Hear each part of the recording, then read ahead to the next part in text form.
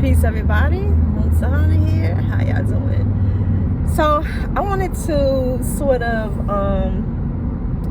go back around to one of the videos I made recently pertaining to researching your ancestral lineage, dealing with documentation. But today I'm going to say it's not only dealing with documentation, it's also dealing with genetics, DNA, all those lovely testings that we do and everything, right?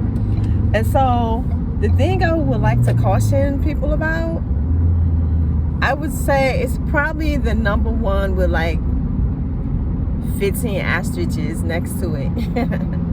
The number one thing that you need to really watch out for and be aware of when you are researching your family lineage is your own ego. Let me tell you, people, we have these ideas of who we are, right? Who we want to be, who we believe or wish that our ancestors were, you know, these great, big, beautiful superheroes.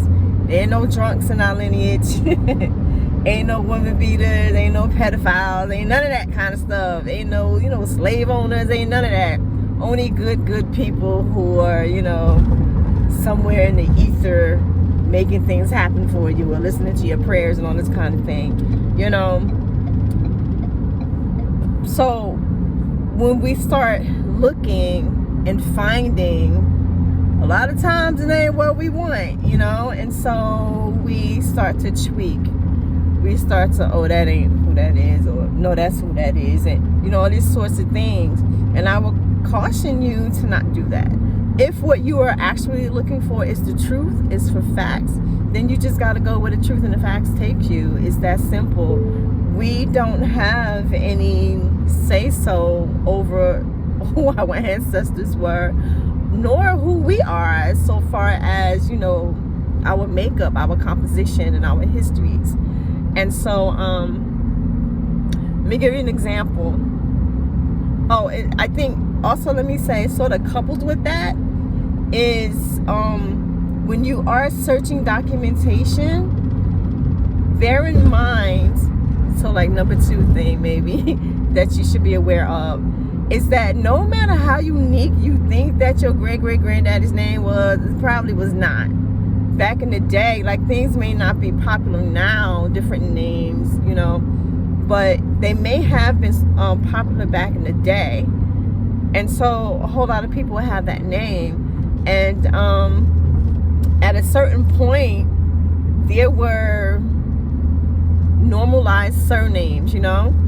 And so you probably wouldn't have found like a Shahidi, let's say, back in 1834, you know what I mean? But there's going to be a whole lot of, you know, Smiths, a whole lot of Williamses, a whole lot, you know, Jacksons. And so if your father, if your, you know, third great grandfather's name was, I don't know, let's say Dick Johnson, you might think like, how many people gonna be named Dick Johnson? You know what I mean? And then you go and look and it's like 55 of them mugs. And you're like, wait, what? And then Dick Johnson might have, you know, a daughter whose name is Mary. Mary is like, documentation from back in the day is saturated with Marys, okay? Even now, saturated with Marys. So you look and you say, Dick Johnson, Mary, must be them. But all the other names don't add up, or certain dates don't add up, or certain, you know, locations don't add up. You have to take those things to account. You can't just be like really gung-ho and be like, nope, this is them, I'm gonna make it work. You know, I have relatives who do that. So I have my great-grandfather's name was Augustus Williams. And I never thought that the name Augustus was popular, or that a whole bunch of other people could have had the name Augustus Williams. Lo and behold, this is a long time ago when I first started doing genealogical research. So we're talking like maybe 10 years ago now. So, you know, I was real green. And I thought that that name would be, I thought I would find him like that. Like, who else gonna have that name? Other people had that name. And Augustus in itself, Augustus is like a how you say, like a royal name, like a king. So of course people were naming their sons Augustus, And so one of my relatives, which is what I did initially until I started looking deeper, and then I started learning that my great grandparents ain't give a damn about no white man documentation. And so one of my relatives found this family, this person, and concluded that this was our people. And so, and even though I told him, like, no, it's not the right people, it's these people over here. No, it's not. So that will take you on a whole different lineage that has nothing to do with you. But if you are going to, dig in your heels and say, no, I'm not wrong, they're wrong, or I'm not wrong, it's just something that I'm not getting. What you're not getting is the truth, you know what I mean? And so you have to, again, just really be open to finding whatever it is you find. You got to be good with that. You might find some people in your family who were, prison inmates, or, who raped somebody. It wasn't only white people raping folks. Y'all need to get off that. So, just all kinds of things. Another example is my ex-husband, when you send for kits, wherever the specimen comes from, whoever you get the sample from, you are going to be listed as the administrator for that person. So, I got kits and I gave them to different people in my family. He was one of them. And so I have access to all his information. And so when people find that there are DNA matches with him and anybody else, because I got a bunch of them, and anybody else, they message me. And so somebody messaged me, oh boy, maybe about 8 or 10 years ago, about him, saying, yeah, this is my cousin. And so, like always, I go and I look at the DNA matches to make sure. First of all, I got to see who are you talking about, because I got so many people connected to me through the DNA samples. So I go and I look and try to figure out, is this accurate information? So that's what I did with him, and he was not a DNA match. So I told him that, like, no, sorry, y'all are not DNA matches. He told me that they were, and their ancestry has a flaw. The ancestry geneticist has a flaw that he knows, but they don't know. They got the actual sample. And so the reason being is because they had the same last name, and they had a great, I don't know, a second great grandfather or something who had the same name. And they had that man, I forget what the name was, Moses. That Moses, again, common name back in the day. Moses also had a daughter, one daughter. They each had one daughter with the same name. Well, all the other people didn't add up. The other siblings were not the same. This man would not accept that he had the wrong person.